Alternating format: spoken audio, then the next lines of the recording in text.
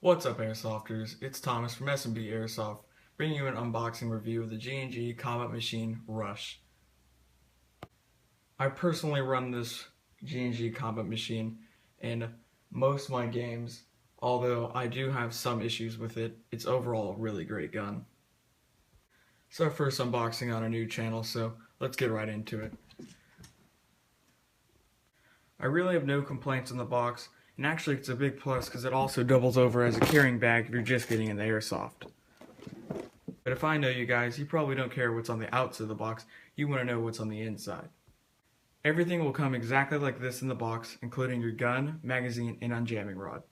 Notice that this gun does not come with a battery, so you have to purchase one on your own. Really nothing too special about the inside of the box. Gets the job done, protects your gun, and that's all that really matters. So here you can see the unjamming rod, really nothing special, good for cleaning your gun after a long game.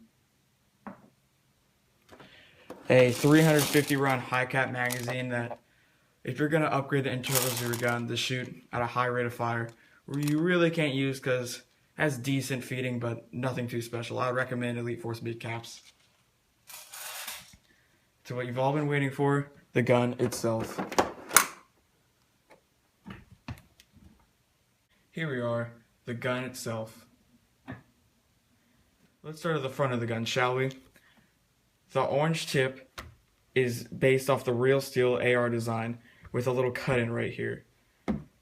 Really nothing special about it, kind of large and ugly if you ask me, but here in Florida you have to keep it on, so just listen to the cops.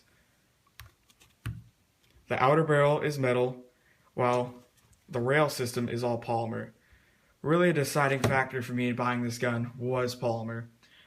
If you're going to spend around the $200 range, of which the combat machines usually are, you're not really going to get a great full metal gun with good internals.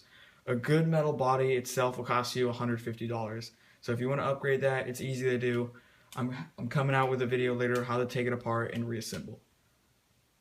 I really have no complaints about the rail system. It has plenty of room. It's really sturdy. And for CQB, you can mount a flashlight, hand grip, optic on the top, and you're ready to go. Also a notable and special feature about the G&G Combat Machine Rush is that it has a flip-up sight that blends into the rail, which I thought was really cool and a nice added touch.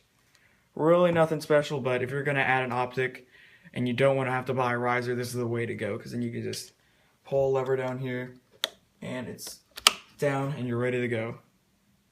Now onto the upper and lower receiver. Really nothing special, still all polymer, as you can hear. Has some really nice G&G trademarks on here.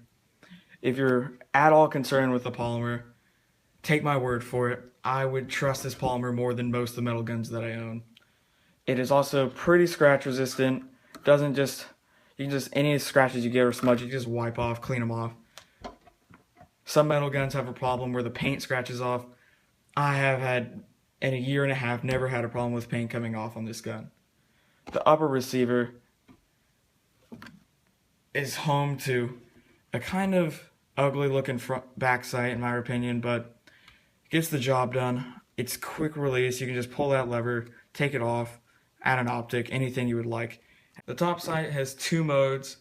One, which is a larger circle, and the second one, which is a super tiny circle, which really has no use in airsoft because there's a point where BBs can only be so accurate, and with that small hole, it's really not helping your vision. Down to the hand grip, I think it has a really nice texture. If you're holding on with gloves, you're going to have no problem, no slip. Nice place to put your finger here. Only complaint I have is there's this corner right here that I recommend you should sand down, because if you hold the gun the way I do, your middle finger will just get scratched up on that. It's pretty sharp, so maybe just sand that down, you're good to go. This gun has two firing modes and a safety.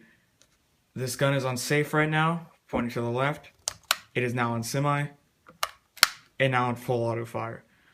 One thing that I really like about this gun, which is great for CQB, with just a 9.6 nunchuck battery that goes into the crane stock, you can get around 22, 23 BBs a second. Here in the